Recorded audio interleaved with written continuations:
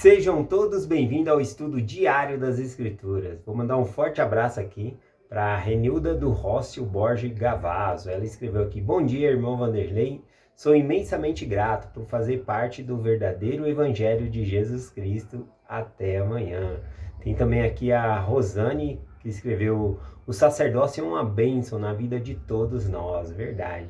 E aqui também temos o João Maurício Lengruger Rodrigues, né? Ele escreve aqui que muito interessante conhecer o significado da pomba, paz e pureza. E ele pensou também nas roupas do templo e como nós devemos nos tornar puros também.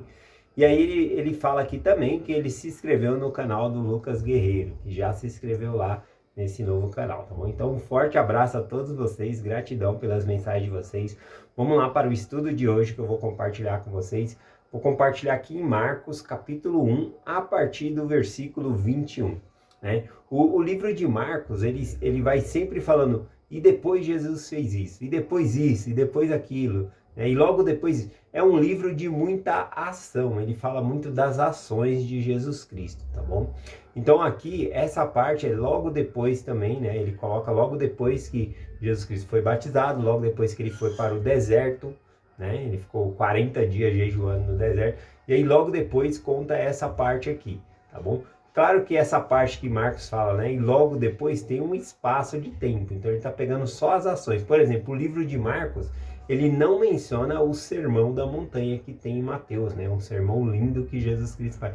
Não se concentra tanto nas palavras, mas nas ações, nos milagres e assim por diante, tá bom? Então vamos lá. Aqui em Marcos capítulo 1, a partir do versículo 21, começa assim, ó. E entrando em Cafarnaum, logo no sábado, entrando na sinagoga, ensinava. Então, Jesus Cristo entrou na sinagoga e ensinava no sábado ali, tá bom? Em Cafarnaum. O que é uma sinagoga, né? A palavra sinagoga aqui no grego, ela significa que ajuntamento ou recolhimento, tá bom? Os judeus não tinham sinagogas antigamente. Como eles foram levados cativo para a Babilônia e lá eles não tinham o templo deles havia sido destruído, eles construíram então sinagogas, lugares na qual eles podiam se juntar e ler as escrituras, tá bom?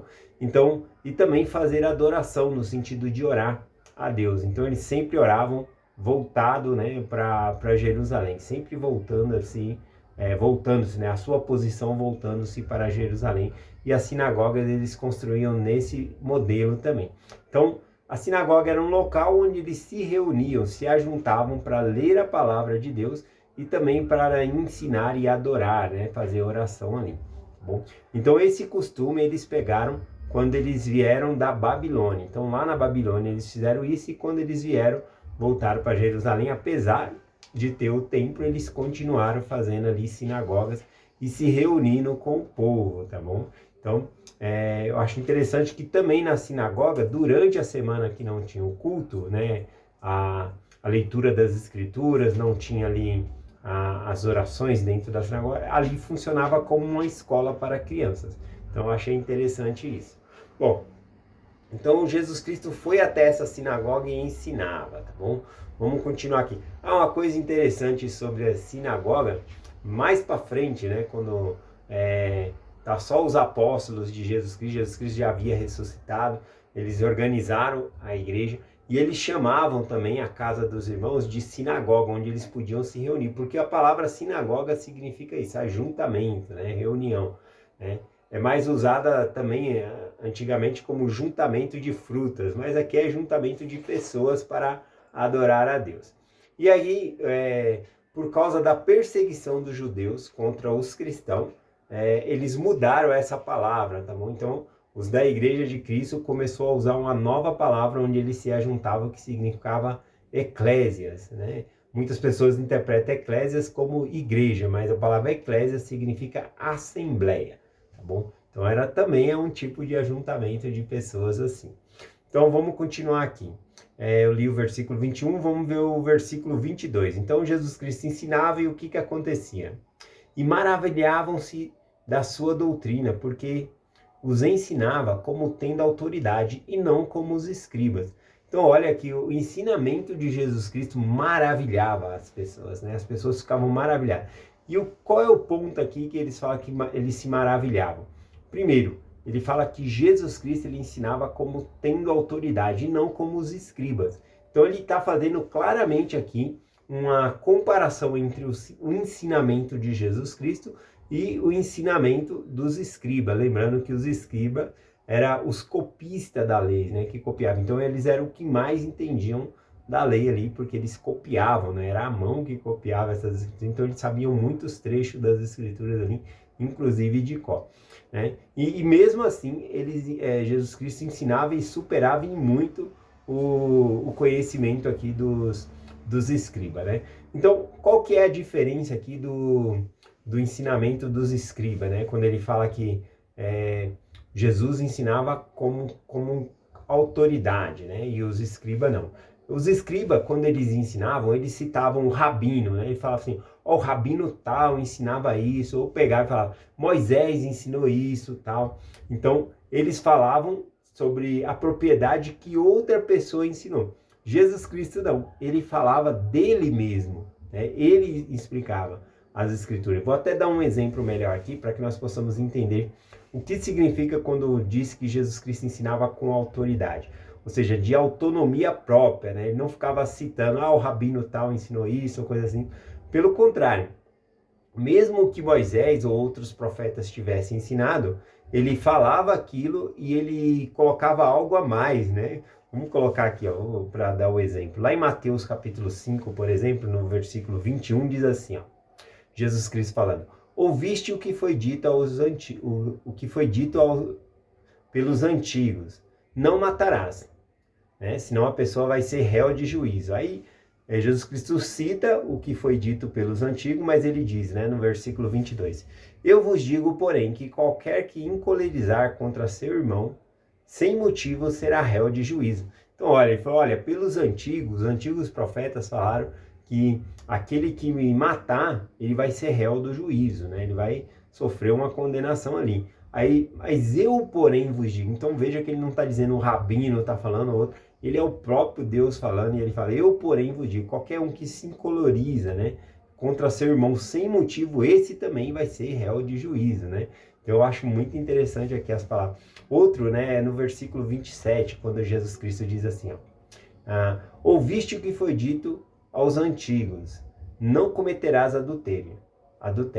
Eu vos digo, porém, que qualquer que olhar para uma mulher para a cobiçar, já em seu coração cometeu adultério com ela. Então repara que Jesus Cristo, ele coloca as palavras dele, né? Ele não está aqui citando como os escribas faziam. O profeta tal falou isso, o profeta tal falou isso, o rabino ensina dessa maneira. Então aqui as pessoas identificam, é isso que significa quando diz que ele prega com autoridade, né? Falando com propriedade as coisas que ele ensinava. Então as pessoas ficavam maravilhadas, tanto da maneira que ele ensinava, tá bom? E o ensinamento também era novo, né? Porque Jesus Cristo falava, eis que chegou o reino do céu chegou para vocês. Então era algo novo aqui também. Versículo 23, continua aqui, ó. E estava na sinagoga deles um homem com um espírito imundo, e exclamou dizendo, aqui temos contigo, Jesus Nazareno, vieste destruir-nos? Bem sei que és o Santo de Deus. Bom, aqui é uma escritura um pouco estranha, né? Estranha porque eu digo assim, a palavra sinagoga é onde o povo se reunia para orar, para ler as escrituras, e dentro é como se fosse uma igreja mesmo, né? E já pensou, dentro da igreja tinha um espírito maligno, tinha uma pessoa ali que estava com um demônio, né? Dentro da igreja, né? E esse demônio, não sabemos se esse homem faz tempo que frequentava essa sinagoga ou se ele chegou ali naquele momento, mas o fato é que ele estava ali faz tempo e nunca ninguém o incomodou, né? Ele estava lá de boa, mas só Jesus Cristo chegar, por causa da santidade de Jesus Cristo, eles já se perturbaram já, né? Eles se perturbaram. E aí então ele começa a clamar aqui, né? Ele clama, né, no versículo 24, o que temos contigo, né? Esse o que temos contigo significa que assunto temos com o Senhor, né? Nós não devemos fazer parte do mesmo lugar, eles não querem estar no mesmo lugar que Jesus Cristo. Inclusive, quando Jesus Cristo vem, eles reconhecem que ele é o Filho de Deus, né? Ele fala aqui no versículo, né? Bem sei que és o Santo de Deus, reconhecendo Jesus Cristo ali como Filho de Deus. E eles até começam a tremer, né? Ele fala, vieste nos destruir antes do tempo, né? Então eles sabiam, né, que quando Cristo viesse, ele iria destruir. Outra coisa interessante também é porque Jesus Cristo, ele passou pelo deserto, os 40 dias no deserto lá, jejuando. E quem foi lá tentar ele, né? O próprio Satanás, né? O chefe dos demônios aqui foi lá tentar Jesus Cristo. E Jesus Cristo venceu todas as tentações, né? Ele não caiu nunca em nenhuma tentação, não foi só aquelas tentações. Agora veja, né? Se ele, o Cristo, ele venceu o chefe, né, deles, né, os subordinados dele tremiam de medo, né? Porque se ele venceu o chefe deles ali, então é bem de se comparar isso. Então sempre eles temiam de medo, tremia ali. E Jesus Cristo não queria conversa com eles não, né? No versículo... Deixa eu continuar aqui, o versículo 25, né?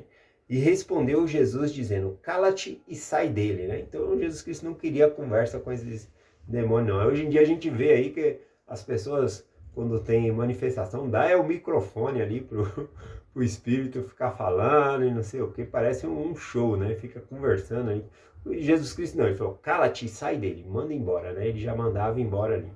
A única exceção, assim, às vezes que Jesus Cristo conversou foi aquele que estava com uma legião de demônios, né?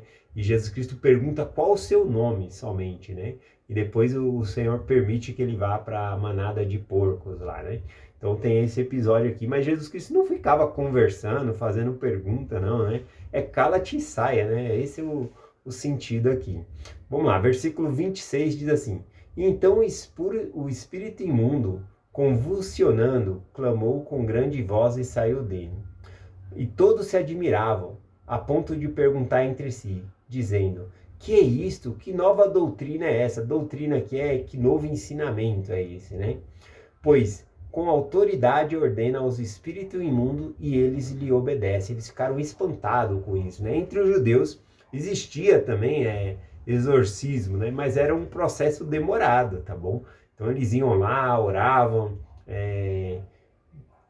faziam alguns procedimentos lá que demorava ali algumas semanas, né? Jejuavam para a pessoa se tirar, né, aquele espírito maligno ali, tá bom? Mas Jesus Cristo, com uma simples palavra, os espíritos saíam, né? Ou seja, antes de Jesus Cristo falar, eles já ficavam todos incomodados, com medo ali, né? Que temos nós contigo, né? Porque vieste nos destruir antes do tempo. Eles sabem que vão ser jogados no inferno, né? Então, quando Cristo vier, eles vão receber o seu lugar também, eles vão estar condenados também. Então eles já sabem disso. Então, quando Cristo chegava, eles já ficavam, será que já chegou o tempo, né? Já ficavam com medo ali, tá bom? Então vamos finalizar aqui a mensagem, versículo 28, né? E logo correu sua fama por toda a província da Galileia, né? Então, todos esses feitos que Jesus Cristo fazia, essas ações, a fama dele correu mais e mais ainda. E não era isso que Jesus Cristo queria, né? Quando ele fazia curas, milagres, ele pegava e falava, não conta para ninguém, não fala para ninguém. Porque cada vez estava mais difícil dele cumprir a missão dele de pregar o evangelho, né? Porque muitas pessoas vinham, então, trazendo endemoniados, trazendo pessoas doentes para que ele pudesse curar. Mas ele tinha um trabalho para fazer também na pregação do evangelho, tá bom?